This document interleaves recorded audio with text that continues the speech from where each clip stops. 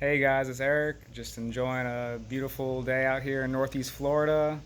Enjoying one of my buddy's brews, Bo 9 from Bo Egan's in Castleberry. And wanted to talk to you about my most recent Best Bet Live session where I played 2-2 no limit deep stack, bought in for 500 the max. And just want to talk about some hands. It was my first time being on a live stream, so it was definitely a little bit nerve wracking. I know I had some friends and family watching, so didn't play every hand as well as I wanted to. And I was able to do some analysis on some of the hands afterwards that I'd like to share with you guys. So, all right, let's get into it. So, the first hand that I wanted to talk about was about 40 minutes into the session. There were a few pots that I did play, but nothing significant. So I was down about 100. I had about 400 in my stack. Bird, who's been pretty active, opens to 15, and Jason calls. I decided just to call as well. I thought about three betting. It's a pretty good hand candidate for it, but I took the lower variance route, and we ended up going five ways to this flop.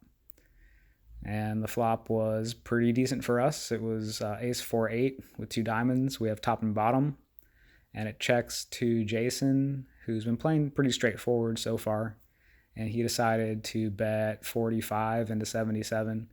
Now I thought about my options. I could definitely raise the top and bottom, but I didn't want to give away the strength of my hand.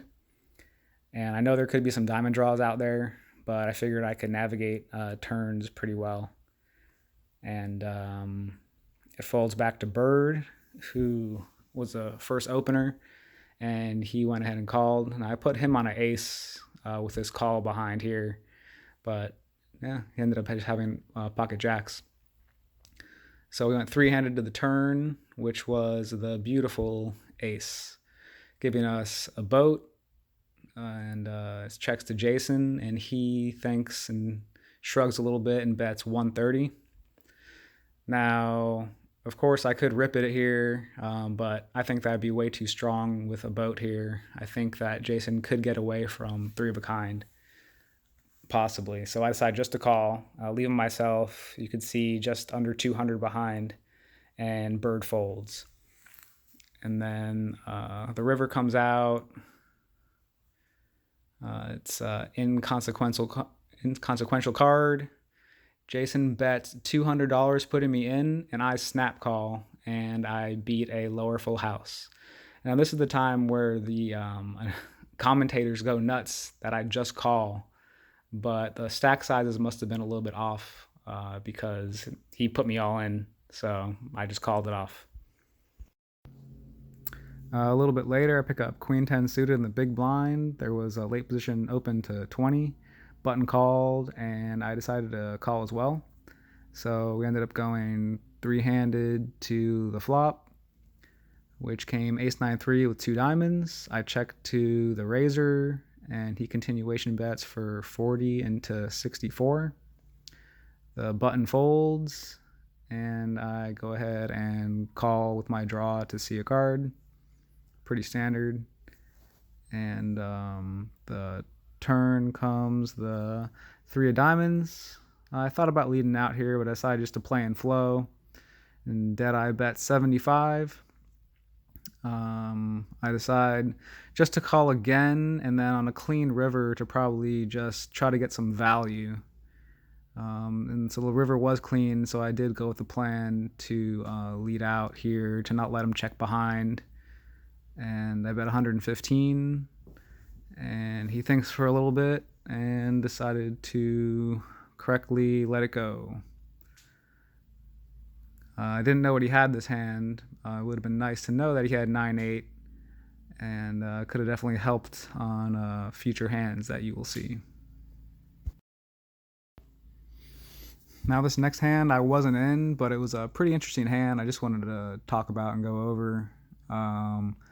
There was an open to 15. Deadeye just min raises with ace king, and Bird calls with 9-8 suited. So they go three-handed to a flop of ace 7-6, and actually checks around. Deadeye does not continuation bet this one.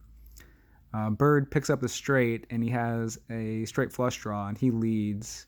Now Deadeye decides to do his little small raise to 70, I believe.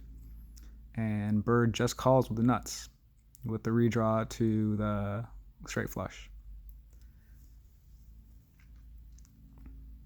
And then the river comes out inconsequential, I believe, and it just goes check, check. Deadeye tables his hand. Bird shows his hand and then mucks it face down.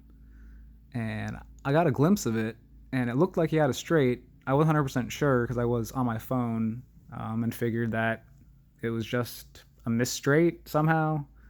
But ended up being he did have a straight, so you should definitely always table your hand if you're not sure exactly what you have. Just a lesson learned going forward there. Next hand that I play, I have Jack 10 suited in the hijack, make it my standard open to 12 and get 2 callers and flop perfect, hitting the nuts. I decide to continuation bet for 20 on this board and only get 1 call from Mark, who's been playing pretty well. And he goes ahead and gets there too on the turn. And when he checks, I just check this one back for deception because I normally would do that with any hand I don't have a jack. And he goes ahead and leads the river for 50. I just snap it off because there's boats out there and we chop it up.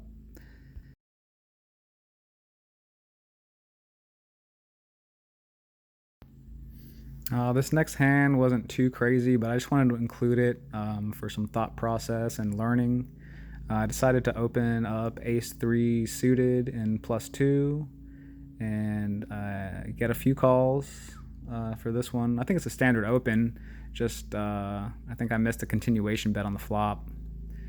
Not being results oriented or anything, just actually going back and running this one through a solver to see what I should be doing.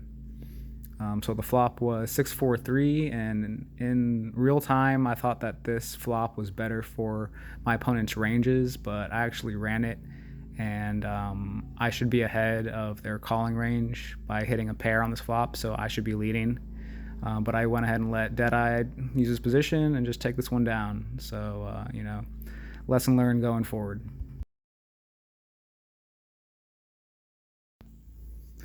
All right, heads up, this next hand's a bit of a doozy.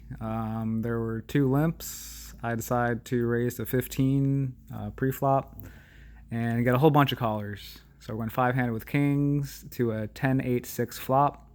And I think this is my second mistake in the hand by not raising bigger pre-flop, but I decided to make it 30 into about 75, a little bit too small.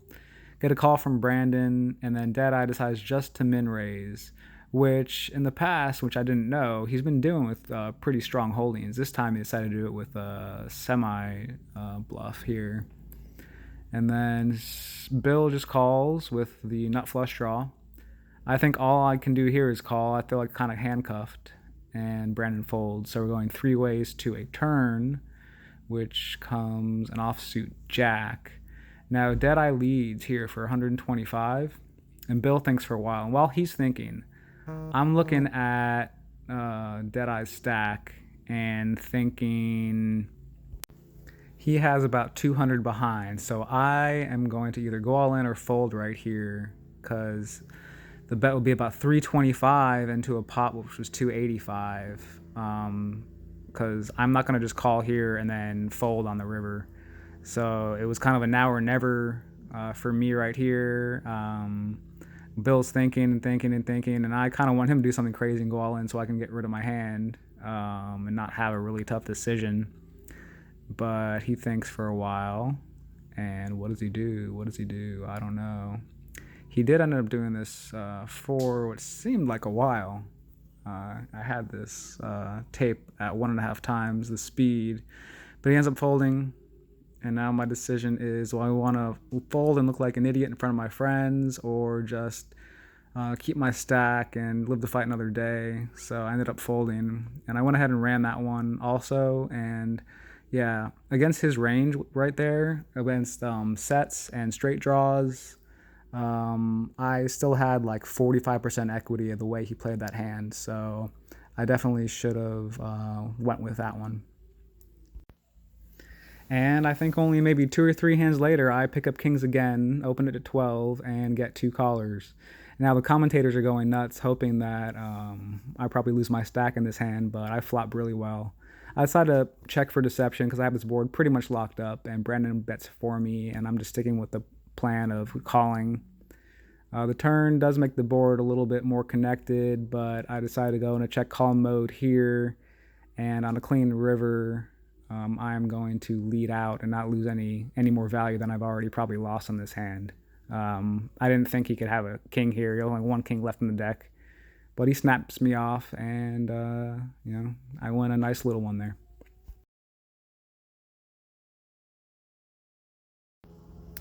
So this is the last hand I wanted to go over that was of significance for the session, and I think it was about maybe the 2-hour mark, so all my hands came in the first half of the session.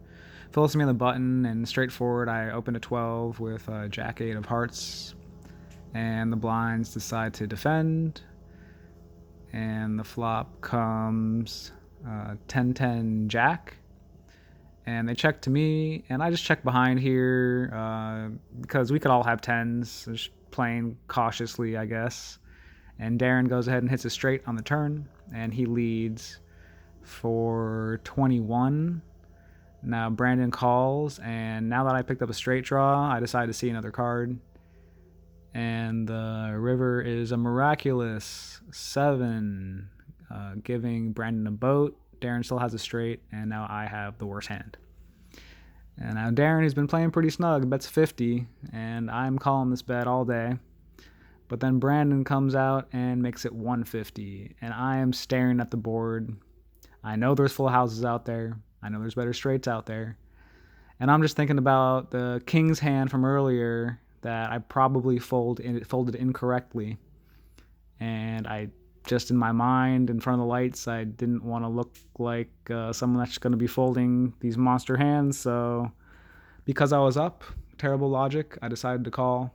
I know with long term it's not a good call, and I probably would have folded if I was down, but live and learn, until next time.